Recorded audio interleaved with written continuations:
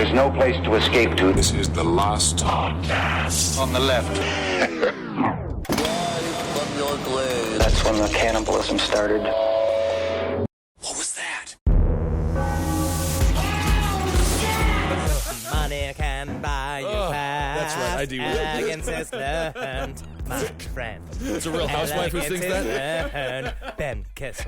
All right, well, money can buy you class. That's Money can't buy you class. And then she does the Asian breakdown. Money can buy But you don't do the Asian part of that, please. Thank you. Elegance is learned. I didn't do like a ninja. No, you did not do like a ninja. I can, though. No, do not. But go back if you do want to listen to the Real Housewives of I forget what county. Just Google her and you'll find some great songs. Like a ninja, she's playing a character. All right, welcome to the last podcast on the left, everyone. I am Ben Kissel. That's Marcus Parks. Speaking of characters, who is he going to be today? You know, it's October, and we are getting into some scary stuff, of course, besides just the fact that it's 80 degrees in the middle of October, besides the fact that Donald Trump, a man bent upon world domination, is going to be president. I don't think he's going to be president. I think that Hillary Clinton's going to shed her skin very soon. You think Hillary is the reptile and he's the human? Unfortunately, I think Donald Trump is very human. Well, we got to get you on top hat, buddy. These are the cutting edge opinions we need.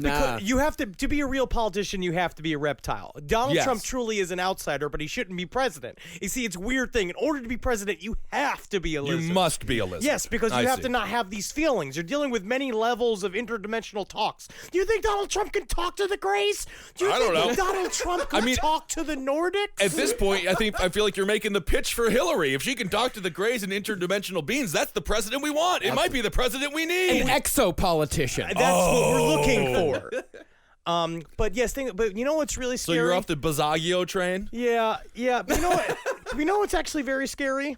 My hair loss. Oh, don't bring up your hair loss. I want to be real with everyone. Oh, my God, Henry. Your hair is fine. I don't think it is. I was looking at a video of myself. I took a video. You ever take a video of yourself while you're sitting on the toilet accidentally because, Instagram has the your story thing, and then you click on it accidentally, and it turns on while you're taking a shit, and you see a big bloated red face heaving over the toilet, and you see how your hair just looks like a bunch of cobwebs on top of a leprechaun's lawn ornament. Yeah. That's my life now. You're I'm just the a lawn leprechaun ornament? with a bunch of cobwebs on top of it. That doesn't sound bad. Cobwebs, that's a lot of hair. But I just been taking all this biotin in order to fix this. I'm just thinking about being honest. We got to be honest on this show. We got to be transparent. Well, I mean, on I this just show. feel like you're not losing that much hair. And if you do go bald, that's fine. Look at Jason Alexander. He was a very successful television character on Seinfeld. I got explained to me by my manager, you never start with hair and then have not hair. You have to be bald from the beginning or be bald when you're old. Yeah, this is why the industry is awful. Henry had a 2-hour meeting and he came back shattered. Henry, don't forget, you peed in Leonardo DiCaprio's toilet, and no one can take that away from you. Thank you, and I'll always remember the smell of he just had normal Febreze. But what kind of Febreze did you think he would have? I think he's something fancy, but he didn't. I thought he'd have like Chanel No. 5 Febreze. A bowl of potpourri. Oh, my goodness. Nah, that's for fucking old women. Leonardo DiCaprio's too busy eating muff to have potpourri. All right. So today's episode, speaking of creepy, we got some creepypastas for you, and I don't want to hear one word about my reading abilities. It's on purpose. It's all fun, and I just want to get this out of the way right now. Fuck! Thank you. Give the people what they want. That's right. Now, these Listenerpasta episodes, what I really like about this shit is the fact that our community is filled with very creepy, strange, broken people, but also they know how to communicate well through the written word. Now, we want to celebrate our audience. We wouldn't be anywhere without the people who listen to this show. Yep. And yes, it's like we cover a lot of creepy, horrible subjects on the show, but I think that there's enough creepiness and horribleness just in our people that listen to our show that we can celebrate it for Halloween. Well, you know what? The creepiness and the evilness isn't in the people. They put it to the page, and inside of them is nothing but love. All right, that is actually true. We do have very loving fans. Wonderful fans. Very, very friendly. Yeah. And this is for you. This is for you. Now, before we do this episode, what I'd like you to do, if you're home, leave the house. What? Just for a second. Just get out of the house. They can't do anything illegal out there. They have to stay fully clothed. I always say don't kill the boy. Let the boy live. All right? The boy will grow up to maybe cure cancer or be the police officer that will eventually arrest you for the rest of your crimes. So don't kill the boy. Or hair loss. Maybe it'll cure hair Don't loss. do this! Okay. Then come back in the house once you've realized that you're part of once you look out at the hologram that is outside of your house and have grown satisfied that reality is real. Come back in the house and I want you to take off first your shirt. And hopefully you're dry because let's just face facts, all right? Everybody hates seeing somebody be visibly wet unless it's Crisco and unless it's a girl from Hawaii. Maybe Michael Phelps. They liked him being wet. He won a lot of golds. Only because he came back with the fucking golds. Yeah. I want you to roll yourself up the thickest branch of fucking Satan's oregano. I want you to just do something different today. If you dab, take a dab. All right. Hopefully you don't have Like a the seizure. arm thing? No, Like not the arm Jason thing. Kaepernick The did? weed Or thing. What is it? Colin Kaepernick. Yeah. The weed thing? The weed thing. Dabs. Oh, dabs. yeah, you fucking idiots. Knife hits. Yes. No, not knife hits. That's classless. We really can't go down this hole. Do drugs. Quit your job. Come home. Just leave your office. Come home and get ready for this year's episode of Listenerpastas. This time, spaghetti. Gonna crawl up your asshole. You imagine, so many spaghettis turn into gigantic spiders. Oh, Listenerpasta. Unless you're recently sober and have a job that you like for the first time ever, stay sober, keep your job. Please Fuck do. the wagon, man. Stay on it. All right, Henry, do you want to start us off? Yes. This is a story called Saskatchewan by Morgan. Sounds like a cologne. It's a Canadian province. Oh, okay. Sounds like it just smells like random leaves or something. Yes. Saskatchewan by Morgan. Beer farts. I was 13 years old, out in rural Saskatchewan, visiting my aunt and uncle's farm for the weekend. One night, my cousins, who were sisters, their friend, and myself, who were all around the same age, were outside riding bikes, and playing tag, things 13-year-olds do. Don't wink at me. You fucking just winked at me. They didn't see that, but Henry winked at me. Did when he wink said- at you? When he said things 13-year-olds What is do. going on with you? Curious 13-year-old. The more your hair goes, the more focused you are on. I have one of those mirrors in the shower, the no fog mirrors in the shower, and I looked at it. I was washing myself, and I looked like an orangutan. I just got out of the river. All right, Saskatchewan by Morgan. It was early November, so it got dark fairly early, especially out in the country. The sun had set, stars were out, but there was still a bit of natural light left in the sky, so we all started riding our bikes back down the road to head in for the night. There was little to no light pollution out in the farm, so the sky and stars were very clearly visible. That's when we saw what looked like the northern lights. But it was eerily close to the ground, nothing like I had ever seen before. I could see it clearly in front of us, but my mind was having trouble grasping what I was witnessing. As we got closer, it seemed to disappear, almost fade. When we passed through where it had been hovering, we were about 30 yards away from the front of the driveway when we heard a bike fall to the ground with a skid. We stopped and turned around to see who had fallen. I looked at the ground where my cousin's friend's bike lay, and above it was that green light, again hovering above the ground we had just passed over. But it was holding my cousin's friend suspended in the air, arms stretched out to her sides, head hanging limp, unconscious 5 feet off the ground. We stared for what seemed like hours, but within a minute or two, the light disappeared and the girl was on the ground, waking up from whatever trance she was in. She said she didn't remember anything, but we all agreed we saw something. Since that day, my cousin said she barely saw or spoke to her friend. And apparently, even though she claimed she doesn't remember anything, she was never the same, has attempted suicide on multiple occasions throughout her life, and is now a recluse living somewhere in a small town in Saskatchewan. Ooh, and that's the fate worse than death. Yes, that's like hell, but exciting. on Earth. But Yes. with just bars that have weird pinball games and bacon that's ham. Yeah. Hey, Morgan, good to see you again. Ah! Okay, I'll go back to pinball. Saskatchewan. Saskatchewan. All right. All right. This next story is by Derek, and it's called Ants. That's my story about ants, Marcus. You like it? It's way creepy. My name's Derek. And who are your aunts exactly? Aunt Martha, Aunt Maybelline, and Aunt Jerry. And it's a man, but we're forced to call him Aunt by society. Well, that makes sense. That's how he identifies, perhaps. All right. This was written by a guy who works in hospice care and has done so for years. During a stint in hospice care while travel nursing, a terminal patient took a turn for the worse, and medical care was discontinued except for pain control. They wound up lasting days longer than any of the doctors thought possible, and no amount of pain medication seemed to help ease the suffering. A week after the patient passed, family members of other patients began complaining of being invisibly slapped and shoved while in the room. Family and staff claimed to see the bedside rocking chair rock with no one in it, and things fall to the floor on their own. Anyone who entered the room swore it felt like someone was glaring at them with utter contempt. Shortly after that, the room began to continually be infested by ants, despite being several hospital floors up. They would be found on the walls, the floor, and the countertops. The room was treated by exterminators on 3 different occasions, but the ants would come back any time the room was reopened. An entry point for the infestation was never found. The unit managers shut the room down and the infestations ended. It was converted to a supply closet several months later, and the supplies were often found ripped open and strewn about as if someone was throwing a tantrum, but with no apparent culprit. The activity finally stopped when the hospital chaplain blessed the room on 3 different occasions and asked the presence to leave. Ooh. But who likes ants? I Why don't know. would a ghost stand ants? Thousands of ants? I guess the ghost liked him.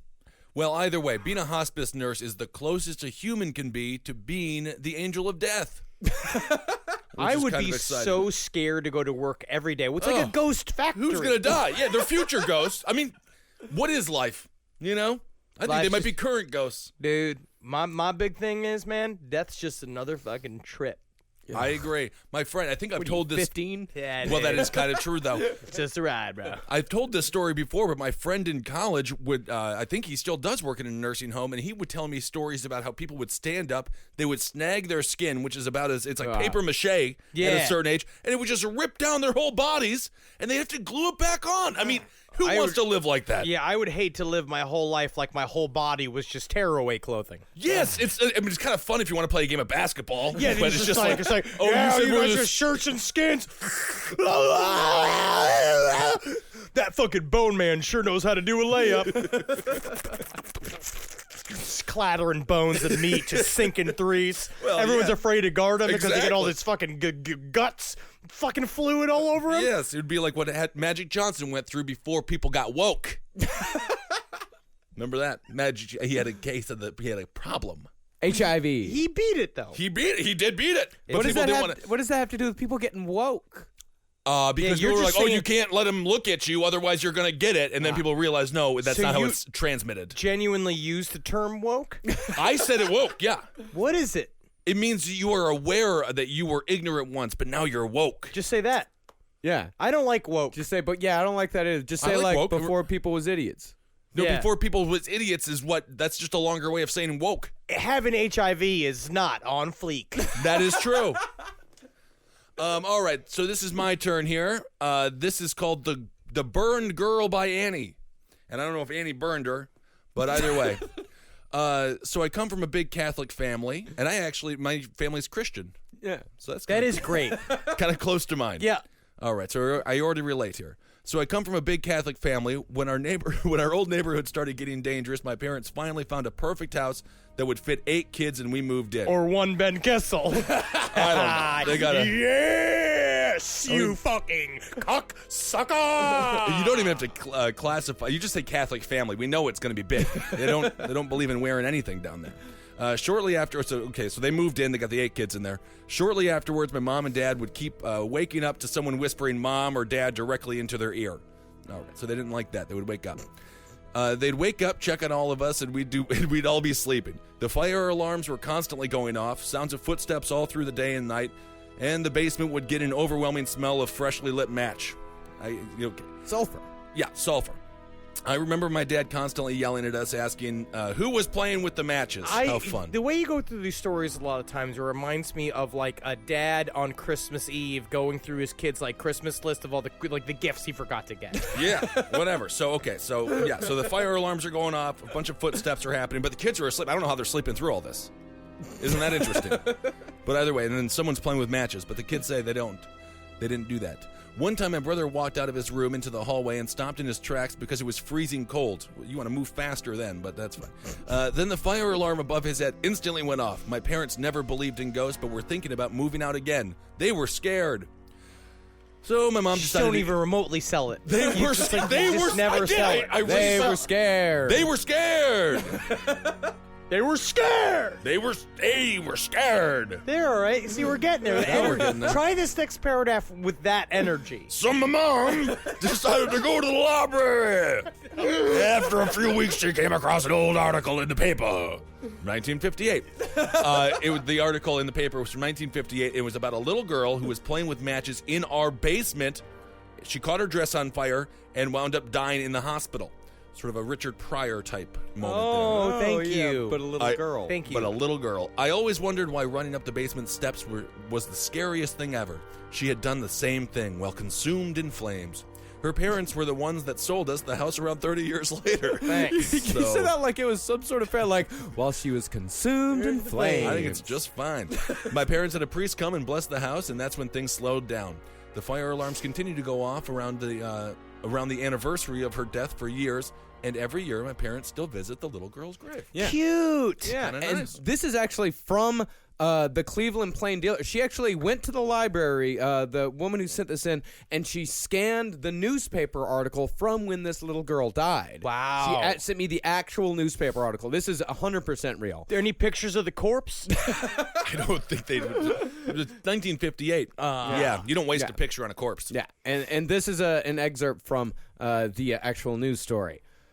The pretty new green and white polka dot dress which Donna Tokarski chose for her preview of the thrills of kindergarten brought death from burns yesterday to the Fairview Park 4-year-old.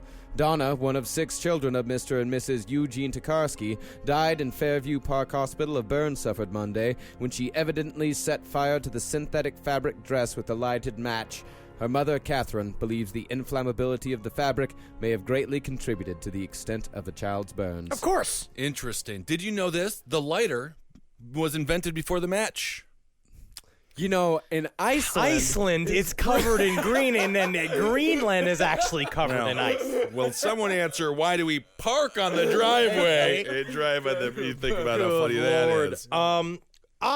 But we used to just wrap our kids in asbestos for many years. Yes, Yeah. that's when my grandfather died. from Asbestos. He had cancer. Yeah, I mean, I bet it was really difficult putting up all the asbestos inside of the ovens. Is that No, what this is about? not that Is what- grandfather. That grandfather lived a long, healthy I know, life. tan on the beaches of Uruguay. Yeah, I mean, there really was back in the day. Yeah, a lot of kids' clothing, a lot of people's clothing. It was made out of this synthetic fabric. But what would happen when the synthetic fabric was lit on fire is that it would melt into the skin. Yes. And that's what would eventually kill these people, was the actual fabric melting into the Oh skin. my God. Science. Somebody on the Facebook page, the last podcast on the left Facebook page. If you're not on it, go join it if you can handle it.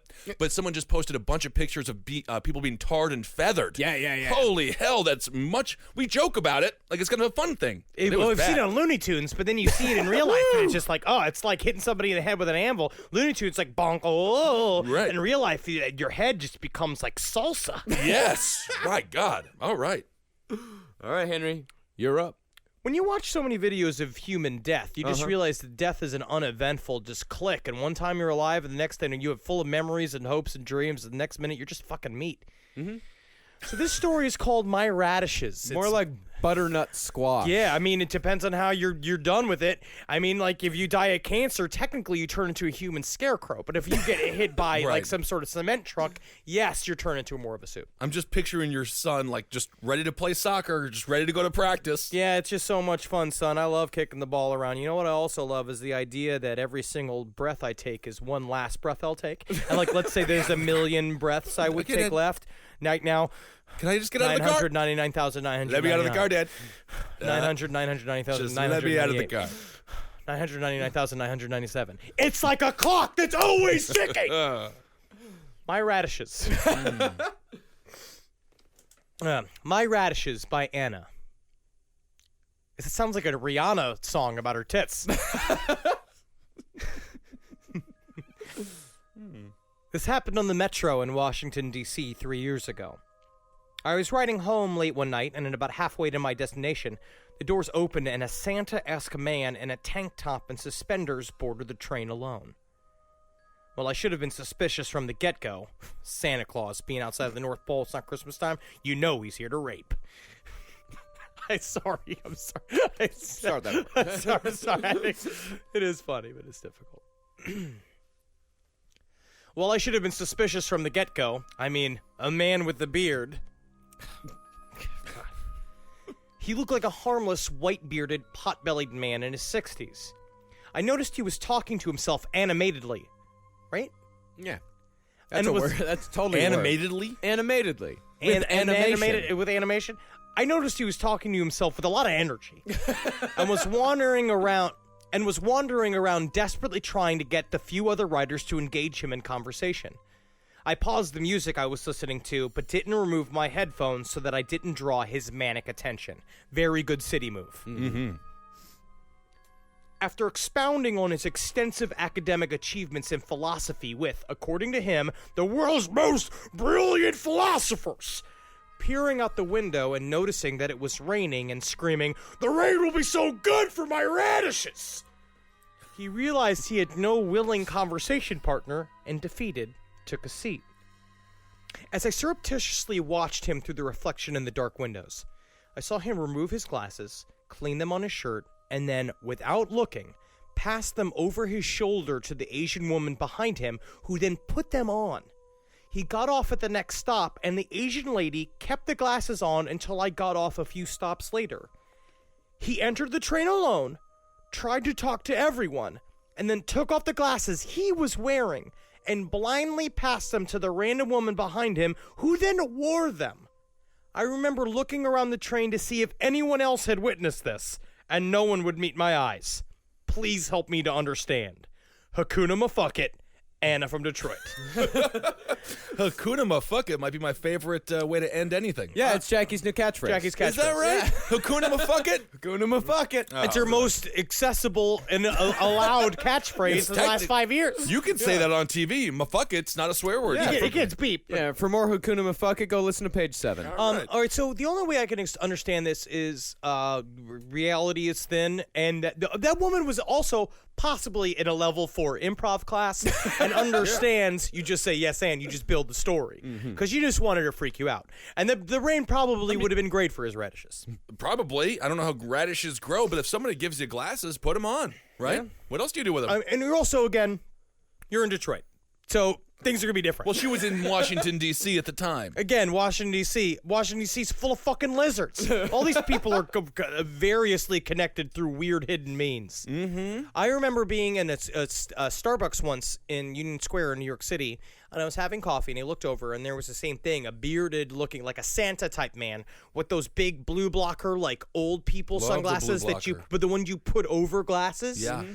It's the middle of the day, and he's sitting inside wearing these things, and he's talking at a table with a chair opposite him with a newspaper, and he's talking like he's talking to a camera, like he's talking forward to no one, and it seemed to be, he was kind of like, but his facial expressions and the way he was gesturing to the empty chair next to him, it looked like he was on a late-night talk show, and he was a host. Like he was like talking about something that this person was here to pitch. He was like talking, really creepy looking, and he got up and he left. And I walked over to the table to where his newspaper was, and the newspaper was a Village Voice, and I forgot whose face was on it. But he had made it into a gigantic, I guess he was doodling on it, into a ornate demon face. One of the scariest drawings I've ever seen. And over it, he kept writing Hitler. Hitler was written all over it. That's it. Sounds like Clint Eastwood prepping for the 2012 RNC convention. You. Speaking to the empty chair. Am I on fire? I'm like that girl. I was just saying this guy seemed like a real weird guy. Seems like a good artist to me. Today's sponsor for Last Podcast on the Left is Indochino.com. That's Indochino.com. Indochino is one of the largest made-to-measure menswear brands. They do custom-made suits, because there's one thing that, if you've ever bought a suit, is that if it's not custom-made, it's going to look like hell. It's going to look terrible. Every dude needs a suit for one reason or another, because one day friends are going to come over. They'll be like, hey, dude, we're going to go to this really nice restaurant. It's on me. But the only thing is, you got to wear a suit. And you're like, I don't have a suit. They're like, okay, see you later, dickhead. You just got to stay home eating macaroni and cheese and onions. Here's how it works. Number 1, visit Indochino.com or drop by one of their 9 North American showrooms. Number 2, pick from hundreds of fabrics and patterns. Number 3, choose your customizations from lapels to pleats to jacket linings and more. Number 4, submit your body measurements. And number 5, kick back, relax, and get ready to step into the best, most stylish suit you've ever worn in just 4 weeks' time. This week, our listeners can get any premium Indochino suit for just $389. That's 50% off the regular price for a made-to-measure premium suit. That is actually a very good deal. Go to Indochino.com and enter LEFT at checkout. That is Indochino.com, Indochino.com. Enter the promo code LEFT for any premium suit at just $389 and free shipping. You'll never have to worry about badly fitting suits or expensive trips to the tailor again, as Indochino says. Get ready to look like $1 million. All right, this story is called My Milk by Jessica. Gross. That's so gross. It's my milk. No, could I have some? No, it's my milk. I don't care. Okay. This one's a little sexy. Still a little creepy all at the same time. My milk. Rain beat against the thin pane of his upstairs bedroom window as lightning lit up the sky like a flash bomb. Creaks and moans of the old house, struggling against the unrelenting wind, made up the soundtrack of his lonely midnight. A soft moan escaped his lips as a stray tree branch scraped against the window. It was as if the world itself were reaching out to him, calling to him from the wind and the rain. Jeffff, the wind whispered through the trees. Just the worst name for a wind to whisper through trees. Jeffff. Brian. He sighed once more as the groans of the settling house seeped into his body. He shuddered as he imagined the implications of the house's soft cries. A hand slipped between the glorious satin bed sheets that caressed his flawless body. It was his hand. Jeff, you got it. Oh, I found my own penis, Jeff. No, he gasped to himself and withdrew his hand as if it was scalded, as if his mere overwhelming attractiveness conducted physical heat. Jeff, so horny for yourself. He was parched. His lips were dry, and he flicked his tongue out, attempting to moisten them, but it was no use. The strain of denying the house's advances was wearing on him, sucking the moisture straight from his body to water the dry earth outside of his window. Jeff, you're so wet. Now you're dry. I'm sorry. It's raining me, he thought. It's raining me. It's raining me, Weird. he thought, his pupils dilating fully in the darkness of his bedroom. I have to fulfill my duties to my earth. The world, it needs me. Jeff, actually, there's many others we could use as well, so it doesn't need just you, Jeff. He slid from beneath the sheets like a snake slithering along a pan of hot olive oil. He must sacrifice himself to the house. Thunder cracked above him as he stumbled his way through the dark. Fear gripped his body, the air escaping his lungs. I'm trying! He shouted to the house. The tiles of the kitchen floor were frigid underfoot as he grasped desperately for the refrigerator door. The light blinded him as he reached into the cold box. Grabbing a small, unmarked carton, he slammed the door, lighting up the house once more as Jeff Goldblum took a deep drink of the creamy, life-giving liquid. My milk, he whispered to the house. No, wait. I want to take that one more time. He whispered to the house, and he whispered to the house, "My milk." Jeff Goldblum. Wow, Jeff. I actually was wondering in the middle of it, is this about Jeff Goldblum? Love it. This is written by Jessica Elmers. Yeah, that's a great job, Jessica. I love Thank that you. one. Disgusting. That is good. Yeah, Thank my you so milk. much. You're just made so horny by Jeff Goldblum himself that you imagine that he is haunted by a ghost of his own horniness. For himself. Goldblum. People love that Jeff Goldblum. People love him. I met him. He's very, very nice. Haha! Another person I've met and knows I exist. That's good. I'm real. I saw him once on the street. I've seen The Fly. I love The Fly. Such a good movie. Good film. Solid film, The Fly. All right, so this one's called The Hill by Marco. All right, so I live in the hills of let's see, this is California. I live in the hills of Northern California. God, In fact, I'm surprised. I need how to did get you through get it. a license to drive? no matter. I actually had to take it twice. I had to take it twice too. Parallel parking. And when Yeah. was the last time you parallel parked? Tell Every me day. that. I mean, in New York City, you do it Yeah, but now you have literally every day. cameras. There's cameras that help you out. No, not every car. Not I'm a unless you have a very car that's good- before 2010. I'm a very good driver. I was 15 and a half when I took it, and the instructor, he was a pervert. Yeah. What?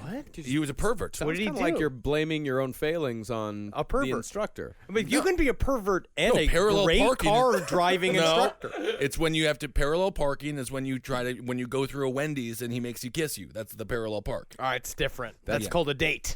Yeah, well, that's what I was on. Apparently I failed it. Yeah, hated that. All right, so The Hill by Marco. So this guy, he starts off here. I live in the hills of Northern California. In fact, we have a big hill that leads into a forest in my backyard. I don't know why he's complaining here. As Yeah, a it sounds nice. I don't Sounds like a think- lovely yeah, backyard. I mean, it doesn't sound like he's A complaining. little bit, it does. As a child, I used to explore that area a great deal. I felt safe there. It was a second home until this happened. So his second home was the forest. Just One get night, through I the am getting through it. If story. you would not interrupt me, that would be nice. So, okay, so we know the background here. One night, I suddenly awoke in a part of the forest that was familiar to me. But instead of going home like I wanted, I started walking away from my house, calling someone's name that I still don't remember, while going deeper into the forest. The next thing I remember, I'm sitting at a desk in my room staring at a blank computer screen, dirt still on my feet. I stayed in that position until the morning when I awoke from the trance. Then I showered, slept, and never went back up that hill again. Over the years, we've lost countless pets to that hill. My dad and brothers chalk it up as a mountain lion or something like that, getting a hold of them. But I think it's something else. We never found the bodies. Great. What a hell of a story. I mean, what am I supposed to do with this? You So he gotta- lives in a nice place. Suss it up. You got to punch it up. Okay, he's awoke. I don't know. He wakes up next to his computer screen, and all his animals are dead. He just went into a masturbation blackout. I what understand happened. that. I've been there. You know, like the moments before you come, where literally, if someone told you, like, "Oh, give me $1,000 and we'll kill this dog," and you're like, "Whatever, just do whatever." It's like you're like not thinking at all, and then you come, and then you're a rational human being again. It was a mountain lion because of course, there's no bodies. They eat the whole thing. Yeah, but then what happened when he was wandering through the forest screaming someone's name that he did not know against his will? Jeff! Elephants actually bury their own dead. Sometimes they do. I mean, it just doesn't seem to make any sense to me.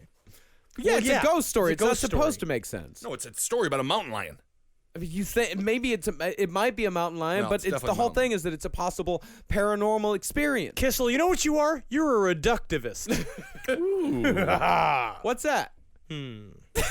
Nobody knows. This one is a poem. Oh. It's called "The Graveyard at Midnight." It's by Renata. Ooh, I love their hotels. I know. Thistles claim the tombstones, stuck in sodden clay. The granite angel moans Oh. at the evil and the prey. Standing over the graveyard covered in her moss, she has seen all of man, our centuries of loss. I have dared to enter with unholy intent. The granite defender cries in silent lament. Alas, my evil task demands I cross her gaze. I did so with my mind in unholy haze. The crypt is filled with death, and damned spirits who fill my lungs with their breath. But I keep moving through, to the shelf, to the place where the coffin wood warps. Yet I have done this all, just to fuck a corpse. Oh my goodness. Kind of a twist ending there. He has sex with all the corpses that he robs, huh? That's his whole thing. It is fun. Yikes. All right, so this one's called Flies by Catherine. Catherine, or is it Catherine? I think it's Catherine. I think if it's a C, it's Catherine. No, it's never Catherine. Yeah, Catherine is just a fine name, too. Catherine has never existed. No one No, has you ever can been say called Catherine. Catherine. No, you cannot. No one. I've never heard anyone say Catherine. If someone yeah. said to me Catherine, I know it's a fake name, and they are literally on the run from the police. Catherine Bowles, that's me. Catherine, chocolate table water bottle. Uh-huh. Well, Catherine is a real name, and I had a friend named Catherine. Now you're making it up. Yep. All right, Flies by Catherine. Thank you. All right, so for some reason, everyone's telling me where they're from here in my We lived in stories. Palm Harbor, Florida, which is where my parents live. Yeah. Really? Don't kill my parents. You can't, though. My dad is packing. Well, I And think my your dad mom is slowly packing, killing too. himself, and your mother can't wait to see him go. We lived in Palm Harbor, Florida, in a quiet neighborhood, right by the Zabrowskis, who were always trying to give us food. Yes. They killed their dog by feeding it too much. My father's killing himself with 3 packs of cigarettes a day. 3 packs, unbelievable. It's his hobby. He loves it. I can't. 3 packs of cigarettes a day, Henry's father smokes. All right, so Flies by Catherine. We lived in Palm Harbor, Florida, in a quiet neighborhood. We had a neighbor 2 doors down to the right, a woman in her 50s. She was a recluse. One day, my brother and I were playing in the backyard near the screened-in porch and noticed a large amount of dead black flies. Ooh, not good. There had been a few of the same kind in the house that week, too. The large, slow flies that don't really bother you. Big, juicy ones. They kind of look like you could eat. I love a good big fly. Yeah. You have respect for it. The recluse's grass had gotten pretty long, so our neighbor across the street, knowing the woman was alone, went over to ask if he could cut it for her. When he approached the house, it seemed she painted the windows near the door black, but when he knocked, the black moved. She hadn't painted her windows. It was all flies. Well, isn't that cheaper than painting?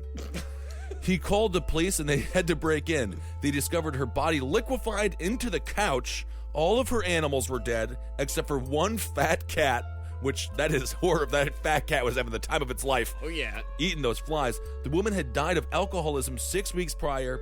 The cat had survived on its owner. Yeah. Oh my! So that cat was just like, I died and went to heaven. Yeah, but like- technically, I'm the one still alive. I guess I do like Mondays. Every day is like a Tuesday now. That's why cats are terrible. They will immediately eat you. The The dog problem will is that lie down next to you and slowly die with you. But also, the worst is that a dog will defend your body so much that it wouldn't even let the EMTs get to it to save you. That is true, too. That is a problem. Yeah, I mean, it's a double-edged sword. There's got to be an in-betweener there. That's why I always have an animal in a cage. The cat had survived on its owner. But I think true cat lovers, they don't mind that. Yeah, I That's think what they're- kind of what they want to have I happen. think they're into it. Well, I mean, I think like true cat lovers like to be abused a little bit. a little bit. That's why I'll have thousands of snakes. Ooh, not bad. And I'll release them as I die. I'm going to have a thing like hooked up to my heart. Then when I die, all the cages to my snakes open. That happens in Florida all the time. Yep. Yeah. That's why you guys constantly have random amphibian problems. Yeah. When I was a kid, my parents were super religious and made us go to church and Bible study. Our church was very old and had a lot of creepy hidden rooms and basements. Each year, my dad helped with the greening of the church, basically putting up Christmas decorations without admitting to the commercialization of Christmas. Too fucking late. And they stole the holiday from the fucking pagans, from based upon a religion that did not exist in the first place. The fucking Jesus Christ is a collection of myths. Early 1800s, Christmas wasn't celebrated at all. One year, my brothers and I helped decorate. One of the church elders took us to the creepy catacomb-style basement to get more decorations, and he told us about the Iron Tycoon and his wife, who had built the church in the early 1800s. The two loved each other very much, but loved Jesus even more. So they built this beautiful church to celebrate him. But soon after the church was finished, the wife killed herself in the chapel. Yeah, I gotta do it, metal, yeah. The tycoon then retrofitted a mausoleum into the basement and buried his wife there. And he must not have cared that much because he married another woman shortly after. People deal with grief differently. Also, gotta get a dick wet. She was very superstitious and started to believe that she could smell the rotting dead body of his late wife coming up from the basement of the church. She insisted that he dig up the body and remove it from the church. He resisted for a time, but his wife persisted that there was an odor of rotting flesh. So he finally removed the body, but his wife continued to smell rotting flesh. After many years of complaining of smells and sounds coming from the basement, she committed suicide in the choir hall. Yeah, he's 0 for 2 now. Damn. Wow. That dick's gotta be sad. Yeah, I had to do that with a dog once. What, 2 dogs died? No, I'd buried a dog right outside my window, but I didn't bury him deep enough, so when he started decomposing, the smell started wafting in through my window, so I had to dig him up and bury him somewhere You're else. like a trailer trash version of Edgar Allan Poe. Isn't that nice? My brothers and I weren't scared until the elders took us back to the basement where the mausoleum and pedestal for the coffin were. It was very creepy, with a wrought iron gate and candelabras built into the natural stone wall. So we ran back upstairs with my brothers, joking that they could smell the rotten flesh. That's funny. Before we left for the night, my brothers teased me about the mausoleum. So we snuck back to the basement to see the woman's grave. The temperature had dropped in the basement, and some of the lights wouldn't turn on. My brothers insisted that we stand by the pedestal and call to the ghost. I was terrified, but was too scared to go upstairs by myself, so we went inside the mausoleum and stood by the pedestal. To this day, we can still recall the wafts of rotten meat coming from the room. The rest of the lights started to flicker and then blew out. So we're standing there with no lights and then heard crying. But it wasn't like audible in the room per se. It was more like it was inside our head. But we all heard a woman's voice crying. We ran for the iron gate, and when we got out of the mausoleum, a bunch of the Christmas lights that were still downstairs had been thrown all over the floor, with most of the little bulbs being broken. When we told our dad, he was mad at us for going down alone, and we got blamed for breaking the lights. All right. Well, I guess he didn't bury the wives very well, huh?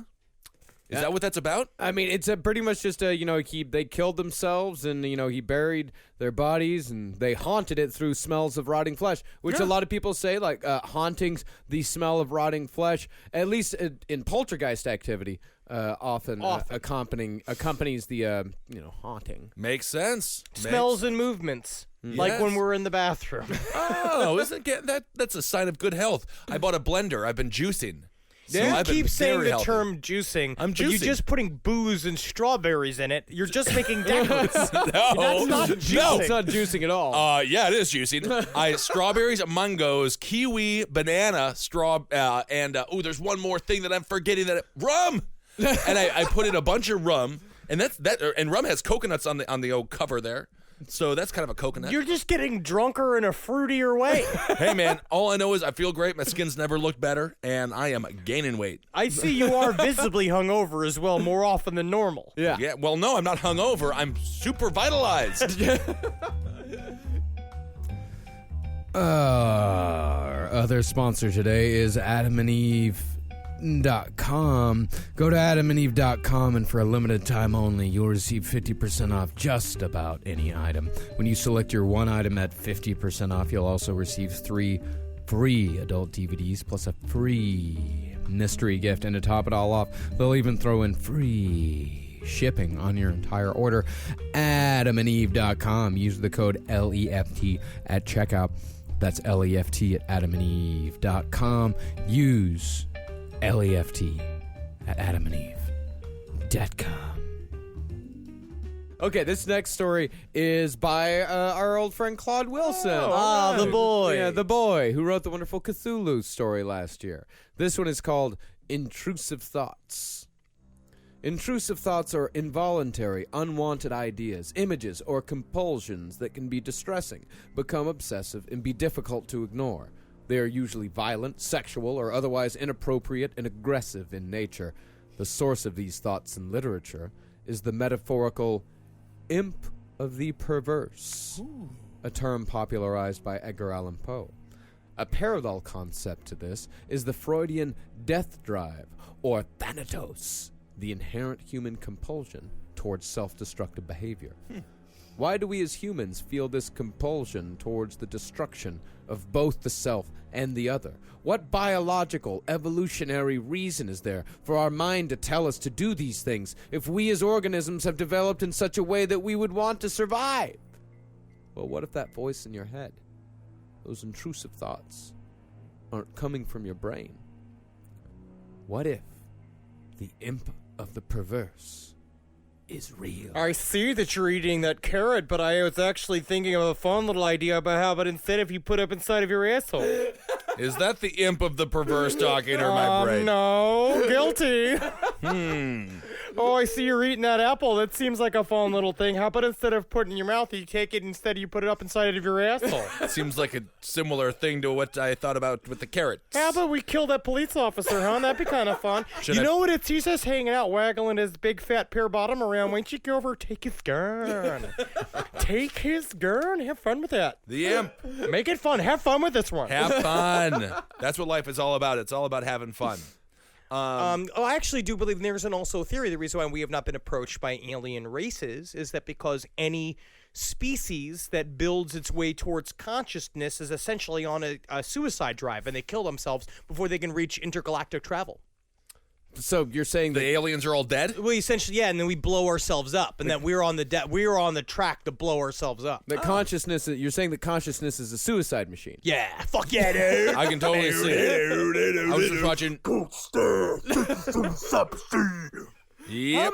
Let me ask you, how many theories of why aliens haven't visited us yet do you have rolling around in your head? There's way more than the reasons why they have visited us. You know what I mean? Because Yes. they haven't visited us yet. You don't think they've visited us yet? Well, actually, you know my thoughts. Do we need to expound upon them No, again? we can't do that. Well, pretty much why they haven't. I guess it's why they haven't contacted us. The problem is that we also are Publicly. stuck. We are part of the very arrogant belief that they would show up with like an armada of ships with flags, just like we do, and they would show up and be like, "We're here from the planet Neptune," and then it would be like a whole thing. Like they all come down, and our president would meet them. They all think that that's how it would happen. Where I do, of course, it's much more mysterious than that. Our universe is thin. Reality isn't even real. They're even talking about like as a biological necessity. The reality could actually be morphed by our own brains, actually for survival. That we don't actually see things that match up to what is really real, because it's really just about fitness. It's about works in our own brain. You could take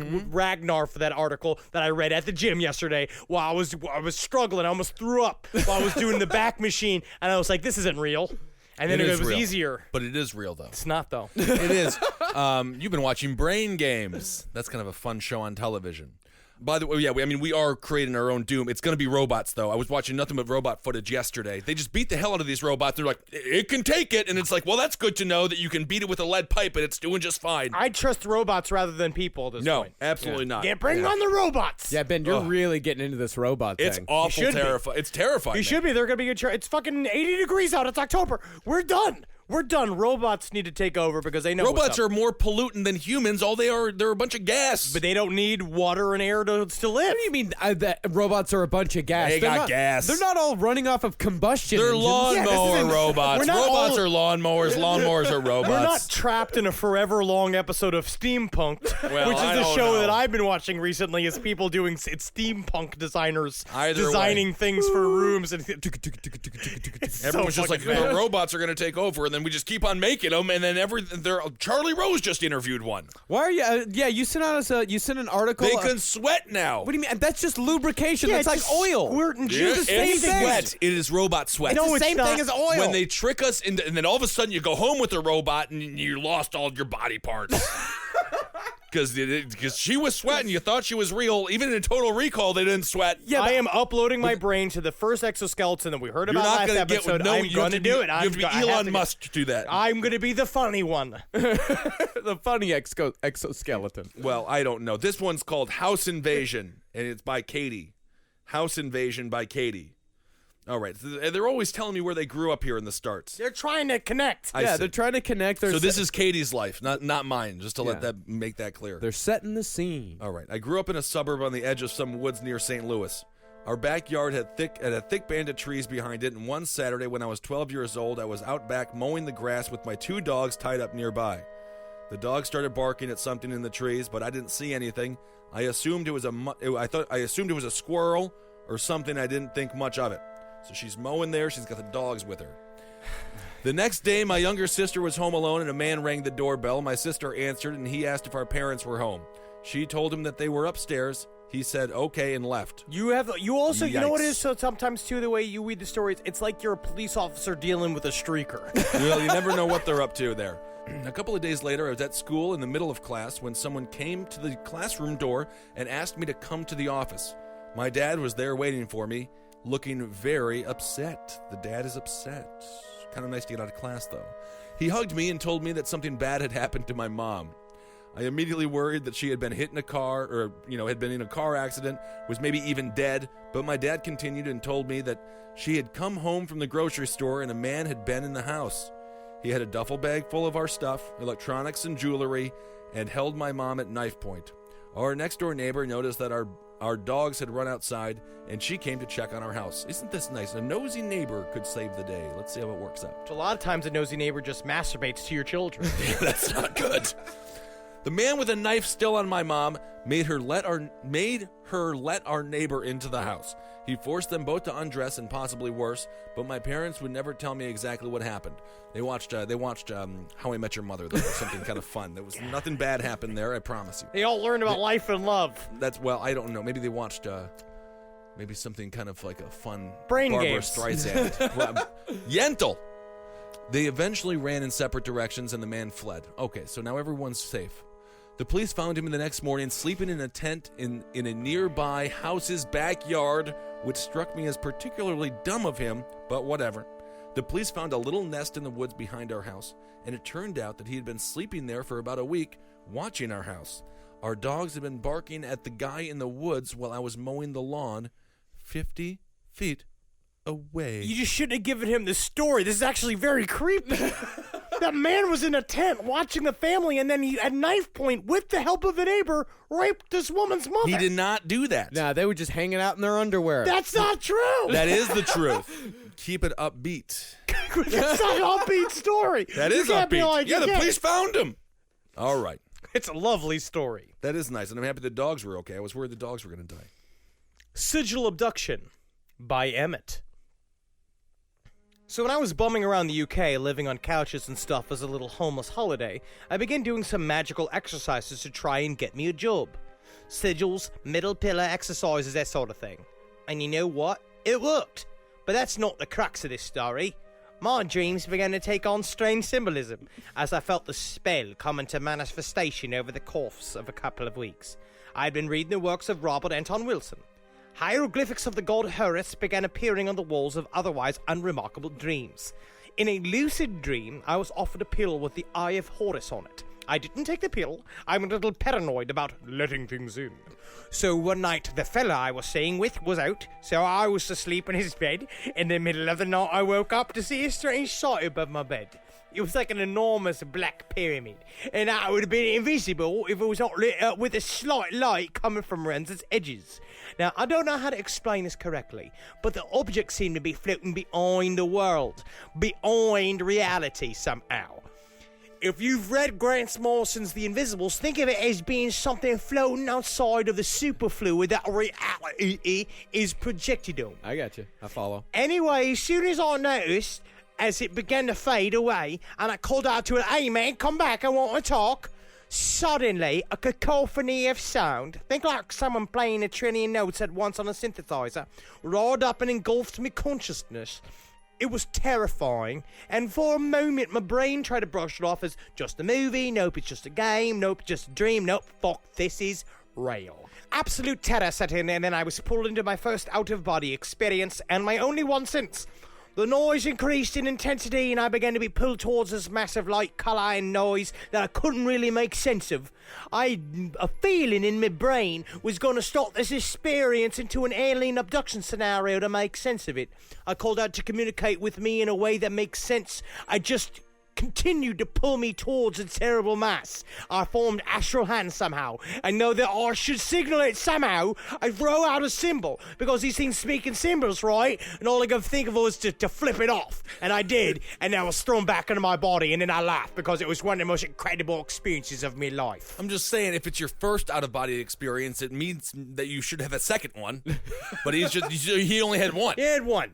Okay. Yeah, I mean, sometimes you only get one shot, and it sounds like he fucked it up. No, he Yeah. didn't. I think he did everything right. He flipped it off and went back to his body. He had a great time. Technically, the problem is that he says he has a problem with letting himself go and letting things in, is that if you really want to live a magical life, you go into that shit. Yeah, but if you never come back, and the next thing you know, you're getting torn apart by bees that talk like British people and have legs that could actually stand up on. What I will say, the problem with doing ritual magic all the time is that eventually you do need to choose whether or not you want to have a normal life or be a wizard. When you start reading about people that are truly into magic, they truly become I would say almost unbearable people. It's like people that are highly Buddhist. People are very advanced and like you have to be reclusive and choose a lifestyle. Yeah. If you, in order to really go there, you got to go into the Black Pyramid, and then you are forever the dude who hangs in front of the slushy machine telling the guy at the 7-Eleven counter how you know secrets about the universe that nobody else does, because by this point you have nothing else. Well, then why do you need a slushie? She's thirsty.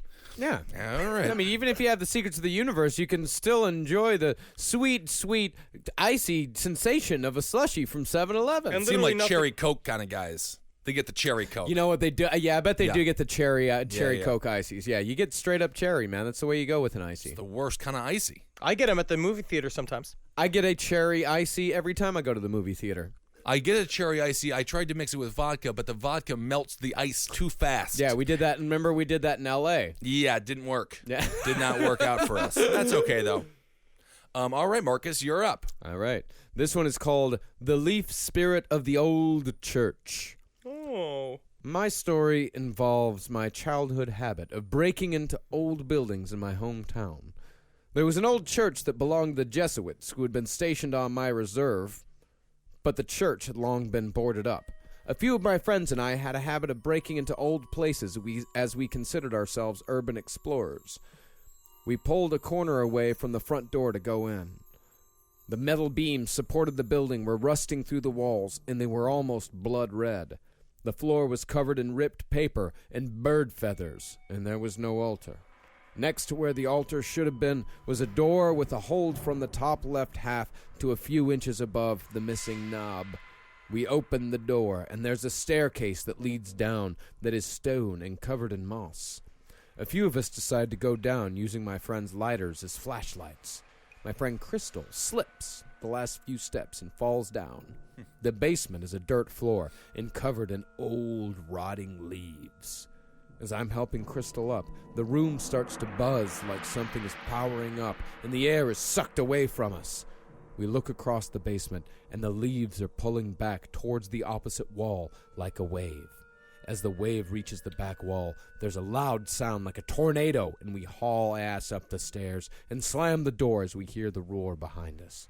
A few friends that stayed upstairs think that we're trying to scare them, but their faces turn white and they rush out. We follow them.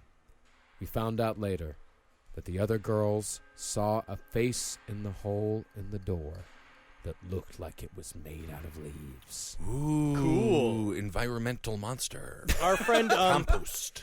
Our friend Cena, that we know through various comedic means, also does the brighter side on Cape Comedy Radio. He saw a leaf-made man, or a man made out of leaves, while on ayahuasca. So it's got to be real. It could be an elemental. Colin Wilson talks about elementals. Yeah. You fucking asshole. No, I'm I'll sure tell there was you a about leaf-made it. man. He wasn't tripping off one of the hardest hallucinogens known to man. He just saw a man made out of leaves. Maybe it makes you. Maybe it was a soldier. Maybe it makes you see clearer. Don't you ever fucking think that for a second? I don't think it does. Third eye, open it up. You've got too much fluoride in your system, buddy. Yeah, you got Hey, good you know teeth, what? but you got no brains. I'll take the fluoride. Love the fluoride. Close the third eye. That's actually not what the third eye is, if you know what I'm talking about. Mommy, I absolutely don't. don't even worry about Are it. you talking about anus? Are you talking No! about anal cavity? I actually No. don't understand you. Yeah, I don't get it. What is it? He was on ayahuasca. Did not see a leaf creature. Mommy by Pat. This is the final story. Final story. Final story. Unless we're doing it on maybe this isn't the final. I don't even know. Yeah, it's the final story. Okay, Mommy by Pat. I'll read it. I'm from a small town in Dwight, Illinois. I've been to Dwight. Great place. I have 2 brothers, Ben and Chris, and 1 sister, Kendall. We lived in a remodeled 100-year-old farmhouse. The house lies 2.5 miles from a small town known as Cardiff. I've also been to Cardiff. Cardiff. Cardiff. No, it's Illinois, so it's I don't know. Cardiff. Cardiff. Cardiff. Either way, they love their baloney. The reason I'm telling you is all this is because it all ties together. Okay, exciting. So Dwight, Illinois, 2 brothers, Ben and Chris, sister. Okay, so this all ties together here. The first interaction with the spirit was when we were kids. My sister and I stayed home from school. My sister was in the living room laying on the couch, and I was in the kitchen putting a cup in the sink. Well, that's kind of a strange thing to remember doing, but the next thing I remember is my sister standing behind me whispering, "Do you hear that?" At the time, I didn't hear anything, but the closer we got to the front of the house, I heard it. It sounded like a child crying and yelling for mommy. Years later, I talked to my sister about it, and she said she thought it was a dream. I told her what I remembered, and she was stunned. So I researched the house with my little brother Chris and found out that one of the owners of the Cardiff mine lived in the plot of land where our house is. He had a wife and a small child who both passed away there. I imagine So they just turning to your kids one day, right? If you ever have child, I don't know if you're remotely fertile, but imagine if you having children and then being like, what was it like? What was your father like? What was Ben like as a dad? And they were like, he paid more attention to the mice. That's what they'll say. I love the mice. They'll say he was cold and distant like a statue. Well, if you ask the mice how it was, they'll tell you a different story. Yeah. How has Ben as a dad? Monotone. Nice. Tall. Very tall as a father. I am more of a here's some money kind of dad. See, that's what I Take the money. That's what Natalie and I were talking about this the other day. If we ever have kids, you can send them to boarding school now. You just send them to boarding school, and then you just visit during the holidays, bringing big gaudy presents. No, that's what you used to be able to do. You can't do that anymore. Do it now. That's a horrible way to raise a child. That's not raising the child. Life It's not is raising difficult. a child. That's giving a child to old British men and women and having them do it for you. And pretty they much have having 4 them, walls and a bed and are fed and they get That's what forced outside prisoners time. get. That's what they get. That's what they get for all the money. You know what? Spending. Don't have a kid. Yeah. Don't have a kid. Yeah, you're just gonna send it to a wooden box. It's like I'm gonna make my own little William Randolph Hearst. You're just going to devastate the body of your girlfriend, and then you're not even going to get the cute kid until it turns into a teen, and then ship it away. We have Christmas. So you have And to travel for Christmas. St. Crispin's Day. That's not a day. That's not a holiday. The day after Thanksgiving, because we have our own Thanksgiving. July 4th. What do you do at St. Crispin's Day? St. Crispin's Day, you hand out toffees. I think you made up that holiday. Yeah. All right. Wow. Those are some creepy stories. Yeah. Thank you guys so much for sending them in. Yeah, thank you all very much for sending in all of your stories this year. Some of them were real, and some of them were less than real, and some of them were truly scary, and some of them just sound like you didn't go far enough with chaos magic, bro. I don't know. I think they did a great job. The scariest one was Jeff Goldblum. He drank all the milk. Man, he's hot. He does smell very good. Yes, I'm sure he does. We are so close to Halloween. Getting there. I have not really had the time to even really sit and get into the spirit because we've been working so hard doing this stuff, and it's just so nice. Last night I watched Phantasm 1, 2, and 3. Oh, it's the I had best. a lovely time. You feel so good. The fall's coming. Love that I'm wearing shorts. You just get out there. It's just great. It's just great. Halloween's so soon, and Your Pretty Face is coming to hell. Your Pretty Face is going to hell. It opens on October 23rd.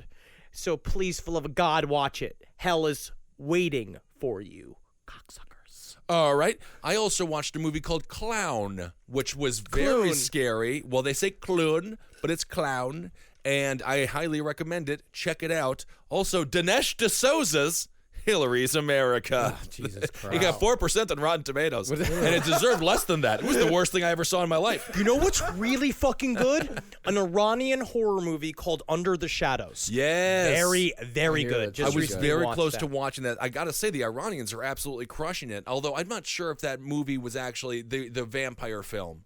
A Girl Walks Alone or something like that. A Girl Walks Home Alone at Night. I believe Girl Walks Alone at Night. It's great, though. That is a very romantic movie. It's a good It date was. movie. Yeah, the Iranians are crushing it with a lot of things. Although I think that was actually filmed in L.A. That's what I was told. That's what I was told. But it's an Iranian movie. It's very beautiful. Yes. Well, thanks, as always, thanks everybody who gave to our Patreon. If you want to give to our Patreon, patreon.com/lastpodcast on the left is the place to do it.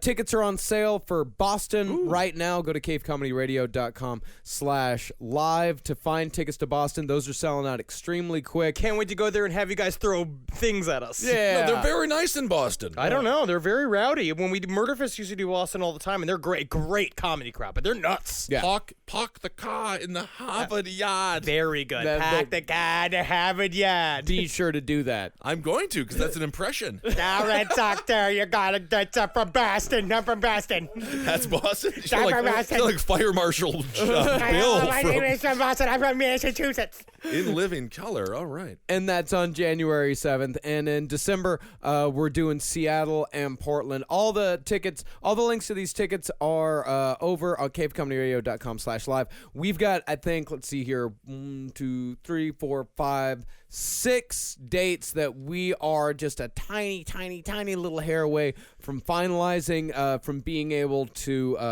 announce, and it's seriously all over the United States and Canada. The carpenter's term is cunt hair away. No, that is not. That is not. You know what? I was trying to be classy.